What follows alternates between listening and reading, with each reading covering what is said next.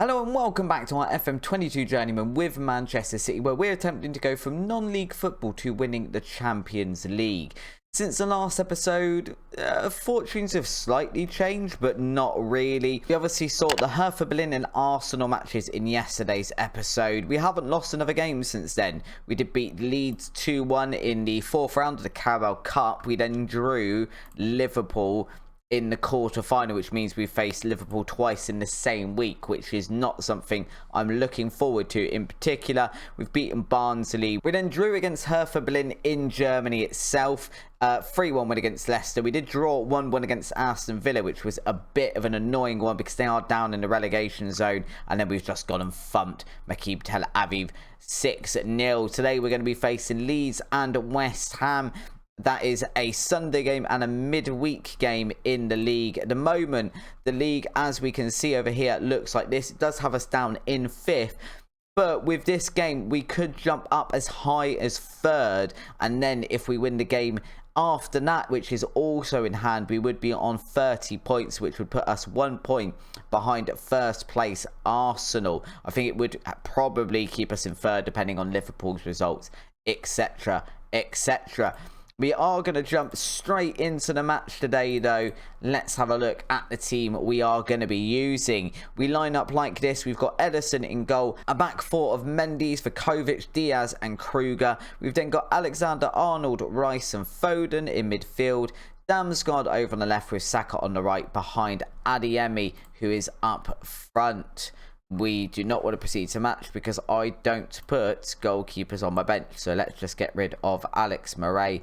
And that looks probably about right now. There we go. We proceed to this match against Leeds. We've obviously beaten Leeds recently, so we'd hope that we'd be able to do that again. And the team should be relatively well rested as well, having obviously just played Maccabi Tel Aviv. We played a very, very heavily rotated team in that one because it's someone that we should be able to overcome fairly easily, which, as we saw, a 6-0 win, we definitely went and did that.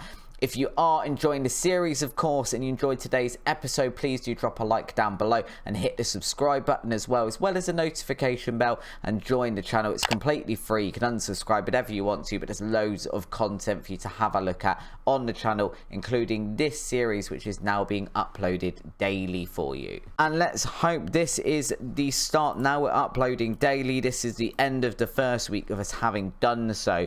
We can get a bit of rhythm going and hopefully eventually win the Champions League. I think we could easily do it with Manchester City. I feel like if we can't at least get close to it with Manchester City, then we're probably not going to do it in the series this year, and it will just be a series that span the entirety of the longevity of the lifespan of FM22 without us ever actually having gone and achieved the goal of winning the Champions League, which would be a little bit of a shame. But Man City, we should be perfectly capable of doing that with this team. But instead, we're going 1-0 behind at Leeds and completely sort of disproving my theory there. My theory being we're a fairly big club. We're starting to get some decent rhythm going. This should be eventually a very achievable task. And then, yeah, this sort of thing happens. I mean, Ederson almost made a save. But honestly, why are we conceding that goal? We've got world-class defenders. They've just kind of parted like the Red Sea there. It's a less than ideal start to a match that realistically we probably should be winning. We probably need to get a goal before the stroke of half-time. Can Saka regain possession? They can. So we've now lost possession off of that throw-in as well, which again is not the best thing to do when you have actually got a set piece and you're in the opposition half. Obviously, you want to be making something of it, making a chance, having a shot, not sort of giving the position away to the opposition and allowing them to come on a counter-attack. It's a very slow counter-attack. Our Leeds now sort of, I don't know, keeping hold of the ball, just settling for that 1-0 goal, and going to be very, very difficult to break down. Now, it is entirely possible that now they've got that one goal, they're just going to sit back and sit deep.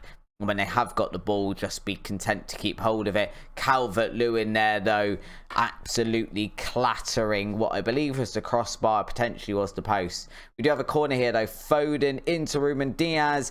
It was saved by the goalkeeper and then fell to Saka. Now, it is going to go to the referee for a potential offside. Are we going to get given this goal, which would draw us level? We are going to be given it. It does stand off of that corner. Saka getting his 7th goal of the season there. I was going to say it shouldn't be offside because the last person to touch it was a Leeds United player. Hence, the offside wouldn't be offside. That is how the offside rule works. That does at least put us back on level pegging. And other than the fact that we are giving up a lot of possession here to Leeds, we are looking okay after that early sort of scare.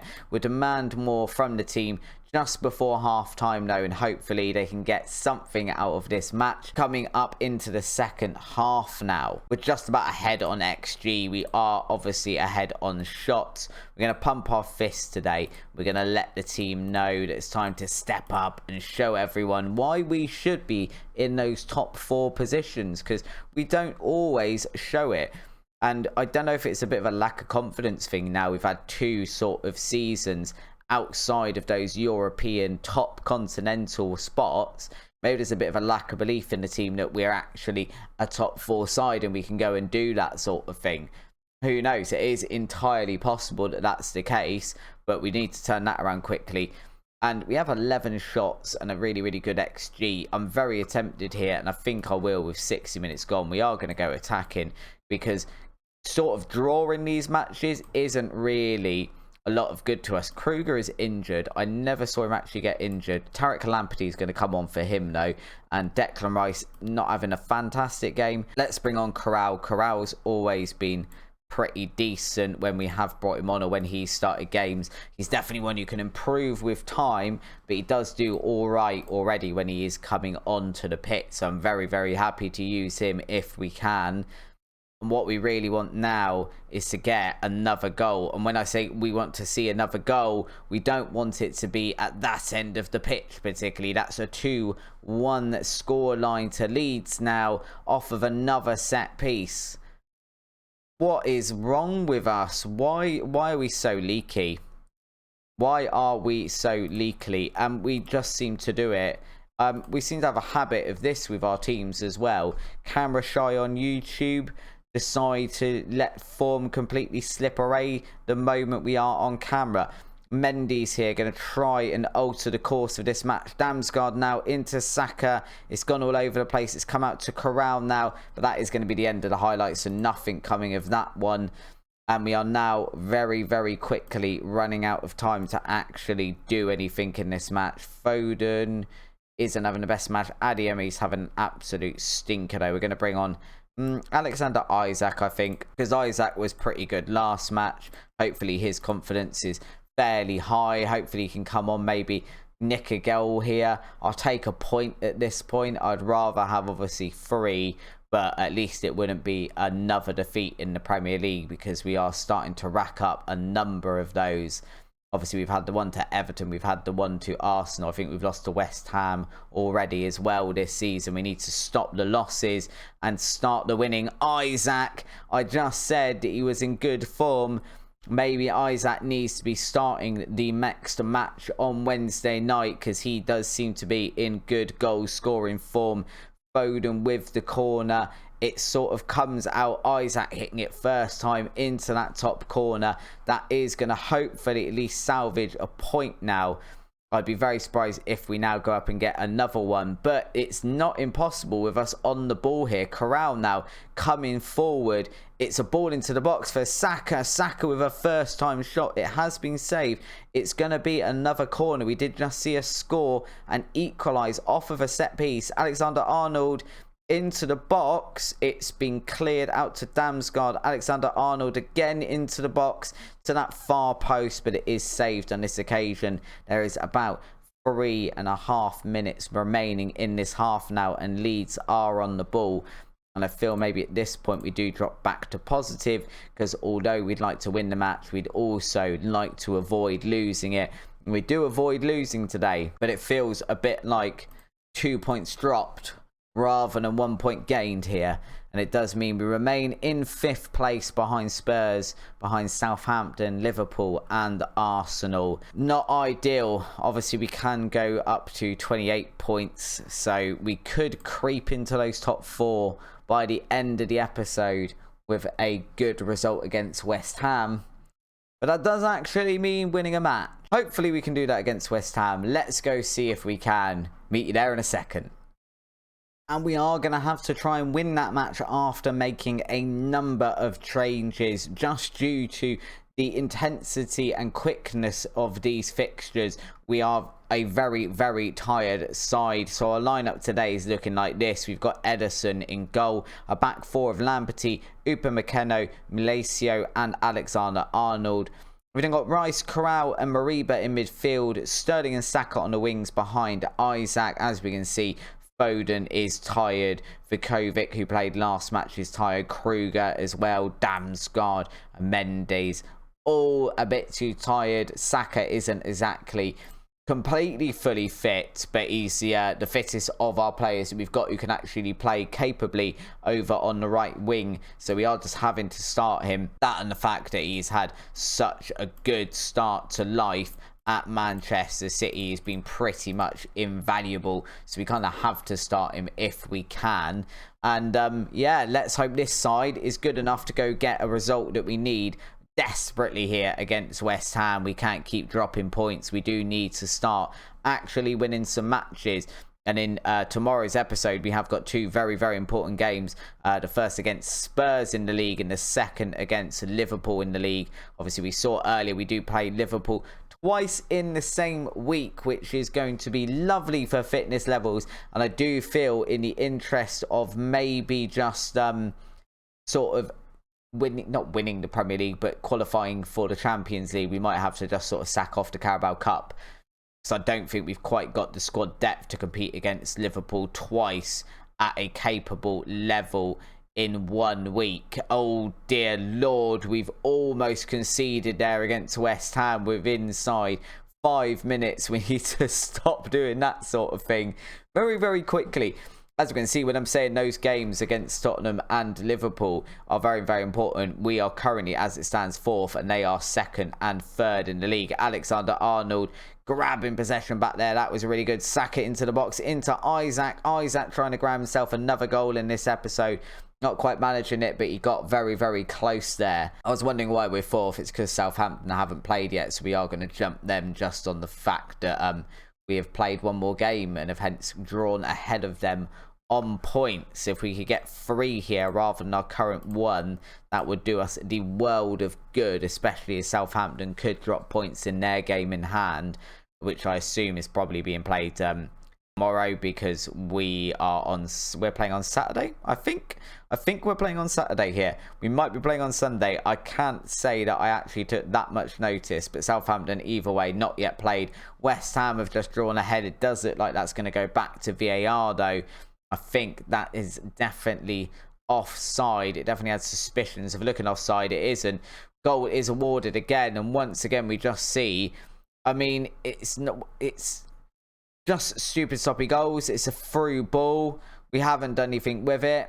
Ederson just doesn't really do a lot. I think Ederson is beginning to look very much like he probably needs replacing in the summer.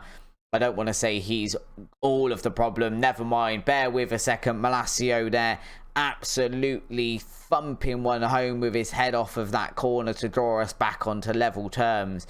Corner here from Alexander-Arnold into that near post. Malacio there just absolutely belting that one home. That is drawing us back a level. Going back to what I was saying though, I do think maybe it is time for Ederson to be replaced as the number 1 at Man City. The problem is we don't have any sort of money in the transfer budget, and I don't think by any means that Ederson is the complete problem with our defence. I'm not sure exactly what it is. I think maybe we do need to drop a little bit deeper, which is something I'll change in between episodes. But he's not that great a goalkeeper. I mean, before we were here, we were having a look, and he consistently concedes more goals than games played, which you want to be all really at this sort of level. You want your goalkeeper to be conceding less than what they've played in, and you want to be seeing maybe double digits in terms of clean sheets. At least from my experience, that is kind of, when I've won the league with a team, that tends to be the goalkeeper's form, because your defence is all important. It's great scoring goals, but we do need to keep him out occasionally as well. Isaac just hitting the post there. He's desperate to get another goal in this episode. Upamecano here regaining possession off of the throw-in. Sterling now, can he do anything with this? Mariba over to Rice, dancing around the edge of the box now. Upamecano, Malaysia again. We're slowly getting there. We're going to build this into an actual counter-attack. Maybe. Saka, Isaac now. Isaac. Oh my goodness. Is that the third time he's hit the post in this episode? In this match, I think that is possibly the third time we've said Isaac and he's then smacked it against the post. That is very unfortunate. Spurs, by the looks of it, must be losing as well, because they've just dropped down some spots. They are currently losing 1-0 to Norwich, which is ideal for us.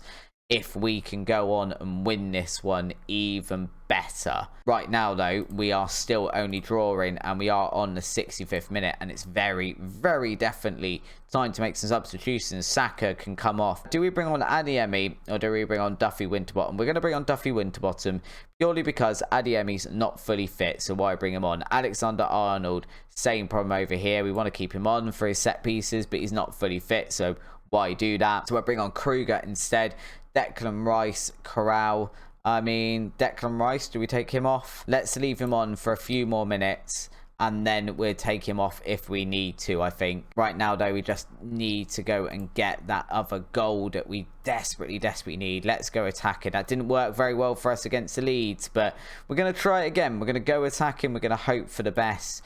Now hit the 75th minute in this match, so Rice is going to come off. Vukovic is going to come on in that deep line playmaker, defensive midfielder position, and we have gone attacking with 10 minutes left.